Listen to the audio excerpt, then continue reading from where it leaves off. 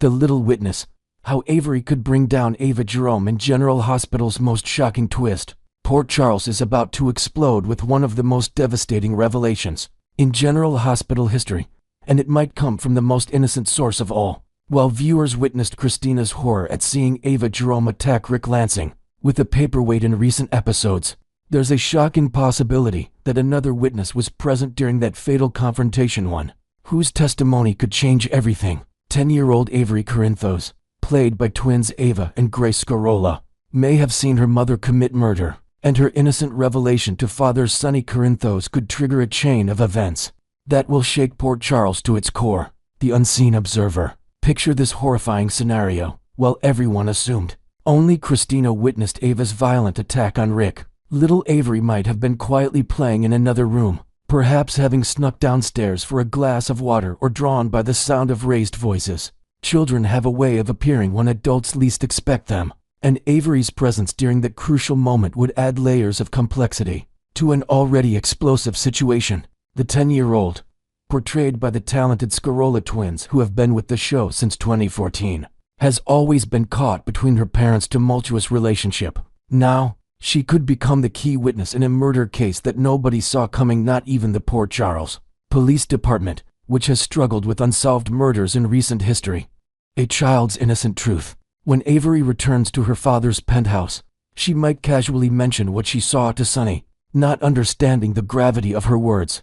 Children process traumatic events differently than adults, often discussing shocking incidents with the same tone they'd use to describe their lunch. Avery could simply say, "Daddy, why did Mommy hit that man with the heavy thing? He fell down and didn't get up." Sonny's reaction would be immediate and explosive. Maurice Bernard's character has already been struggling with his bipolar medication being tampered with by Ava, and learning that his daughter witnessed her mother commit murder would send him into a rage unlike anything Port Charles has seen. The mob boss, who has always been protective of his children, would be horrified to discover that Avery was exposed to such violence. The perfect storm of evidence. What makes this scenario particularly devastating for Ava is that it comes at the worst possible time. The Port Charles Police Department is already under pressure to solve recent murders, including cases that have gone cold, with Danny and Rocco potentially discovering a body in the river, and various investigations heating up around town. Law enforcement would jump at the chance to close a case with such clear witness testimony. Unlike Christina, who has her own complicated relationship with both Ava and the law, Avery represents the perfect witness, innocent, truthful, and with no apparent motive to lie about what she saw. Her testimony would carry tremendous weight in court, especially when corroborated by physical evidence from the scene. Sonny's impossible position. The emotional devastation this revelation would cause Sonny cannot be overstated. Not only would he have to process that his daughter witnessed a murder, but he'd also face the impossible task of protecting Avery while ensuring justice for Rick. As a father, his instinct would be to shield his child from further trauma. But as someone who's dealt with the justice system extensively, he'd understand the importance of Avery's testimony. This situation would force Sonny into direct conflict with Ava in a way that goes beyond their usual custody battles. The woman he once loved, the mother of his child, would now be revealed as someone who exposed their daughter to unthinkable violence. The betrayal would cut deeper than any of their previous conflicts. The legal avalanche.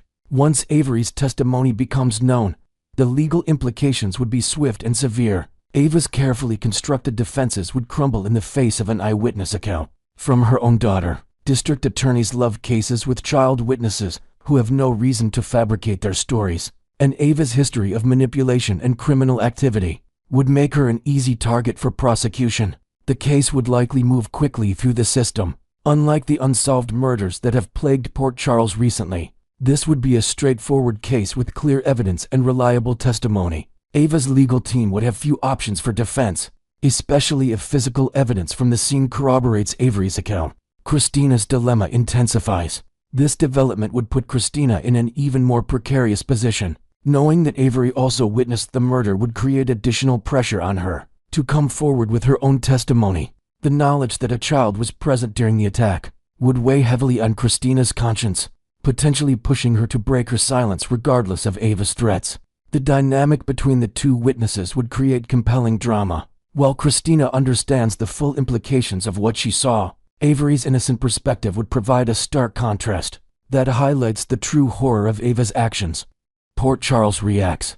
The revelation that Avery witnessed her mother commit murder would send shockwaves through Port Charles society. Alexis Davis, already dealing with her own legal troubles, would be horrified to learn that her granddaughter was traumatized by Ava's violence. The Quartermain family, the Corinthos organization, and everyone connected to these powerful families would be forced to take sides. Even Ava's few remaining allies would struggle to defend someone who exposed a child to such brutality. The court of public opinion in Port Charles would turn decisively against her, making her position even more precarious. The inevitable downfall, with Avery's testimony serving as the cornerstone of the prosecution's case. Ava's arrest would be swift and her conviction almost certain. Unlike previous cases where she's managed to escape justice through manipulation or legal technicalities, this time the evidence would be overwhelming and the witness unimpeachable. The woman who has survived countless schemes and betrayals in Port Charles would finally face consequences that she cannot talk, threaten, or buy her way out of. Prison would await, and with it, the loss of everything she's fought to maintain her freedom, her gallery, her relationship with her daughter, and any remaining shreds of respect in Port Charles society. This storyline would represent the ultimate downfall of one of General Hospital's most complex antiheroes, brought about not by a rival scheme or a detective's investigation, but by the innocent truth of a child who simply described what she saw. In the world of soap operas, there's perhaps no more poetic justice than a villain's destruction coming from the mouth of the very person they should have been protecting. Next, we're diving deep into a tantalizing possibility that's got fans buzzing. Could there be sparks flying between Molly Lansing Davis and Michael Corinthos in the world of Port Charles?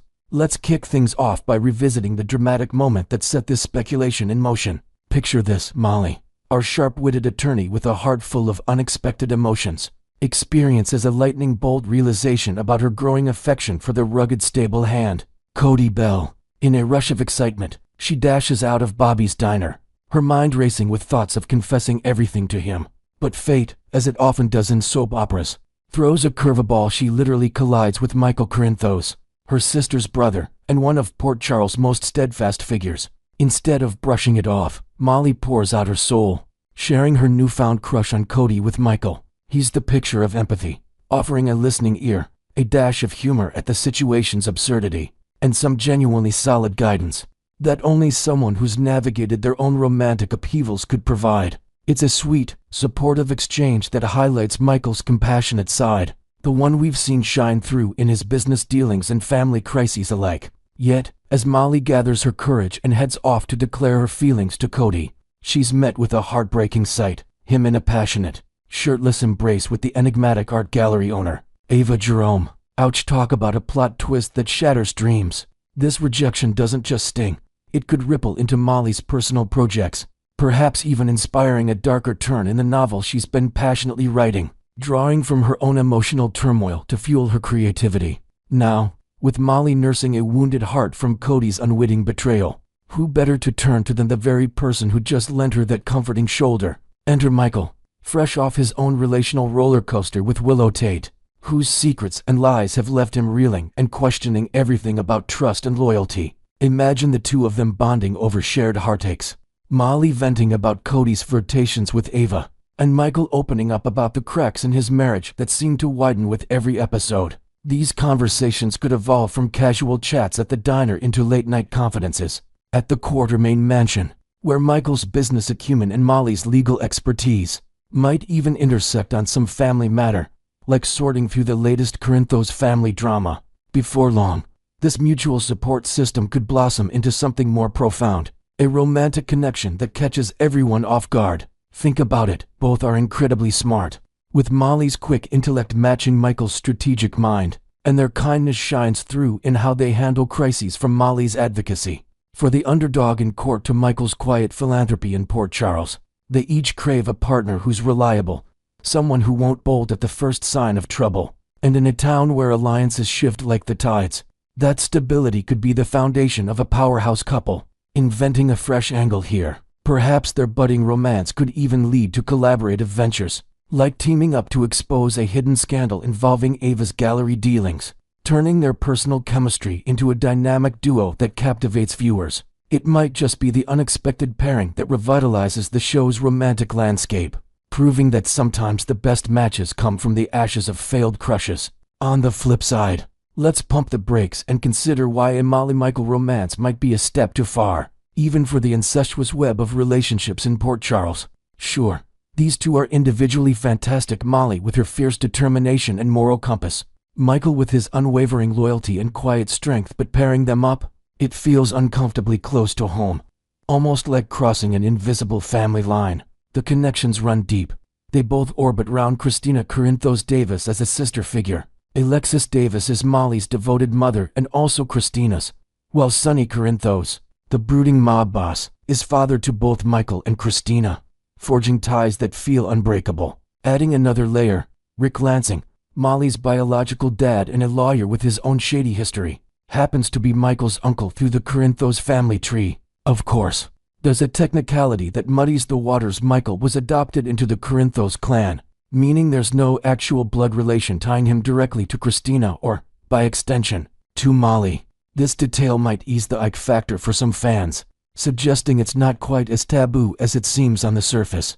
But let's expand on this. In a small town like Port Charles, where everyone seems connected by marriage, affairs, or long-lost relatives, these pseudo-familial bonds can still create awkward dynamics. Imagine holiday gatherings at the Davis home turning tense if Molly and Michael showed up as a couple, or Sonny's protective instincts kicking in over what he might see as an inappropriate match. We could even invent a scenario where this potential romance stirs up old family feuds, like Rick objecting based on his complicated history with Sonny, adding fuel to the show's endless drama cycles. Ultimately, their recent interaction might remain just that, a fleeting, platonic moment of advice amid the chaos without evolving into anything romantic. The writers could be teasing us with red herrings, keeping the focus on Molly's growth as an independent character, or Michael's path to reconciliation with Willow. Weighing both perspectives, it's clear that Molly and Michael share qualities that could make them an intriguing pair. Their intelligence, empathy, and need for dependable companionship align perfectly in a world full of betrayals. Yet, the tangled family web from shared siblings like Christina to parental overlaps with Alexis, Sonny, and Rick introduces a level of discomfort that might deter even the most open-minded viewer, adding inventive flair. Perhaps the show could explore this through dream sequences or what-if flashbacks, allowing fans to glimpse the could-be without committing to it fully. Or maybe it ties into larger arcs, like Molly channeling her emotions into a high-stakes legal case that intersects with Michael's corporate world, creating organic opportunities for closeness without forcing a romance. In the end, whether they ignite as Port Charles' next hot couple or stay firmly in the friend zone, it's these kinds of speculations that keep us glued to General Hospital. Time, as always, will reveal the truth in upcoming episodes, but for now, the possibility adds an extra layer of excitement to the storyline. So, what do you think, fellow GH enthusiasts? Would Molly and Michael make a sensational couple? Or is it just too weird given their family ties? Next, we're exploring the fascinating arrival of a fresh face in Port Charles who's shaking things up in the most dramatic ways imaginable. Knott's named contractor stepping into the role of the tenacious Assistant District Attorney Justine Turner. Let's start by delving into how this talented actress made her grand entrance onto the bustling streets of Port Charles, embodying the sharp and ambitious Justine Turner, who's quickly become entangled in some of the show's most gripping narratives, from prosecuting high-stakes cases that ripple through the Corinthos empire, to sparking an unlikely passion with the formidable mob kingpin Sonny Corinthos. Justine isn't just a supporting player, she's a force reshaping alliances and loyalties. Contractor herself has shared in various chats that this opportunity caught her completely off guard. She never pictured herself diving into the whirlwind of daytime drama on a legacy show like General Hospital, especially one with such a devoted fanbase spanning generations. Imagine her surprise when the casting call came, pulling her from diverse roles in primetime hits like 24 and Heroes into the soap opera realm, where every glance and whisper carries the weight of epic story arcs. To add a creative twist, perhaps Justine's backstory could include a hidden connection to an old Port Charles scandal, like a long-forgotten case tied to the Casadini family, giving her character even more depth and motive as she navigates the town's underbelly. Shifting gears to the intense dynamics on set, Contractor has been thrust into some of the heaviest plotlines alongside soap legend Maurice Benard, who masterfully portrays the complex Sonny Corinthos. Their characters' budding romance is set against a backdrop of conflict, with Justine's prosecutorial duties inevitably pitting her against Sonny's shadowy operations, creating a tension that promises to strain their budding affection to its limits.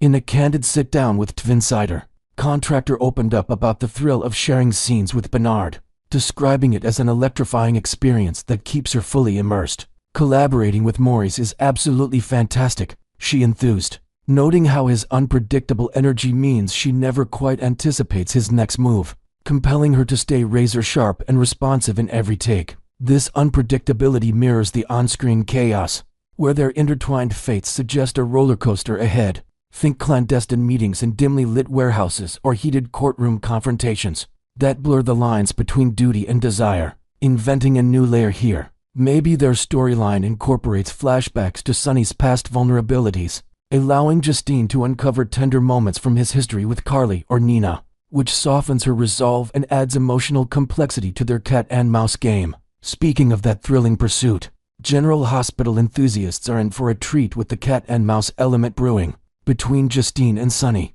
a dynamic that Contractor hints will keep viewers on the edge of their seats. Justine, portrayed as unyielding in her quest for justice, refuses to yield even as romantic sparks fly, leading to delicious complications where professional ethics clash with personal attractions.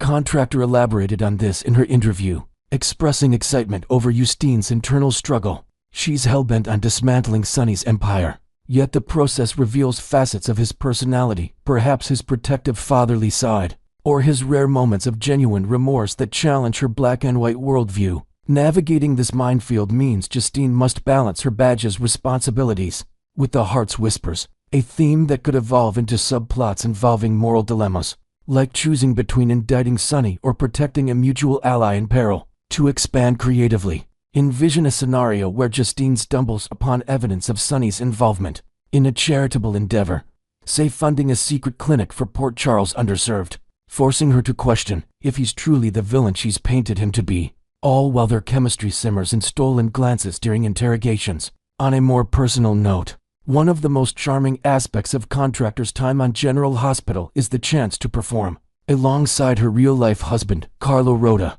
who brings the intriguing villain Sidwell to life with his signature charisma. Far from creating any on-set discomfort, this husband-wife duo revels in the collaboration, turning what could be a tricky situation into a highlight of their professional lives.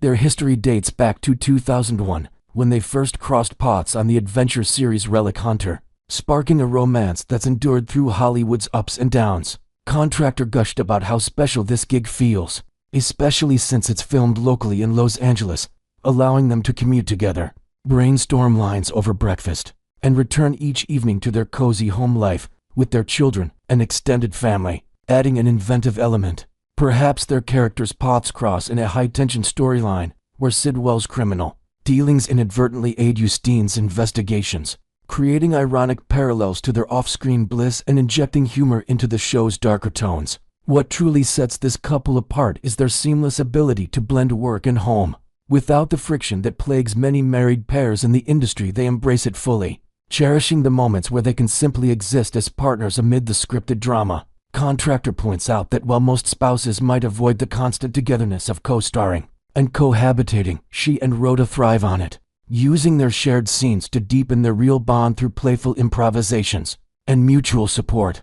The real magic lies in those everyday joys, debriefing intense shoots over family dinners, or rehearsing lines with their kids as an audience, turning potential stress into family bonding time. To invent a fresh detail, imagine them incorporating inside jokes from their Relic Hunter days into General Hospital ad-libs, like subtle nods to ancient artifacts that only eagle-eyed fans would catch, adding a meta layer of fun to their performances. Looking ahead, Contractor isn't shy about her hopes for the show's writers to craft even more intertwined moments between Justine and Sidwell, believing their on-screen chemistry holds untapped potential for explosive storylines. I'd absolutely love for the scripts to feature more Sidwell-Turner interactions, she shared, highlighting the intriguing connection that could lead to alliances, betrayals, or even a twisted love triangle involving Sonny. This desire stems from the genuine spark they bring to their roles, which could manifest in plots where Sidwell's international intrigue, pulls Justine into global conspiracies, perhaps involving espionage elements that tie back to Port Charles' elite. However, Contractor admits there's a practical hurdle in their household dynamic. Coordinating childcare becomes the biggest challenge when their shooting schedules overlap, requiring careful planning with nannies or family help to ensure their little ones are covered. Expanding on this, one could picture them juggling calls from set to check on homework or bedtime stories, a relatable slice of life contrast to the high-drama world of General Hospital that humanizes these stars. Wrapping up this deep dive, Justine Contractor's journey as Justine Turner is injecting fresh energy into General Hospital, from her charged romance with Sonny to her delightful real-life pairings on and off-screen. Whether it's the professional clashes testing her character's resolve, or the personal joys of working with her husband, it's clear Contractor is all in, promising more twists that will keep us hooked. What are your thoughts on Justine's future in Port Charles? Will her bond with Sonny survive the legal storms, or could Sidwell throw a wrench into everything?